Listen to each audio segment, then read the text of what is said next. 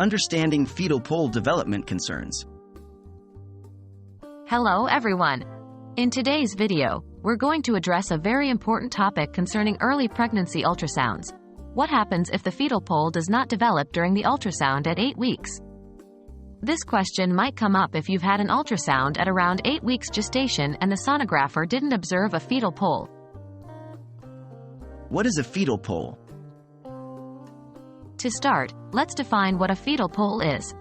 The fetal pole is a thickening on the margin of the yolk sac of a fetus during pregnancy. It's usually the first sign of a visible embryo in ultrasound and can typically be seen from 6 weeks gestation. It appears as a somewhat thickened, curved structure, and it's usually where we first see a heartbeat in an embryo. What does it mean if a fetal pole isn't visible? Now, moving on to the main question. What happens if the fetal pole is not visible at 8 weeks? It's crucial to understand that this could indicate a few different things. One possibility is that the dates are miscalculated and the pregnancy is not as far along as initially believed. If that's the case, the fetal pole may become visible in a later ultrasound. However, if the gestational age is confirmed and there's still no fetal pole, it could indicate a blighted ovum or an embryonic gestation. This is when a fertilized egg attaches itself to the uterine wall, but the embryo does not develop. In these cases, the gestational sac and yolk sac may develop, but not the fetal pole.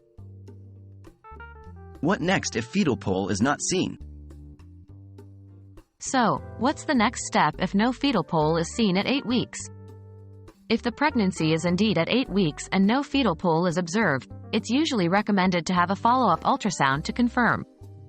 The follow-up is typically scheduled a week or two later, giving time for further development if the dates were initially miscalculated.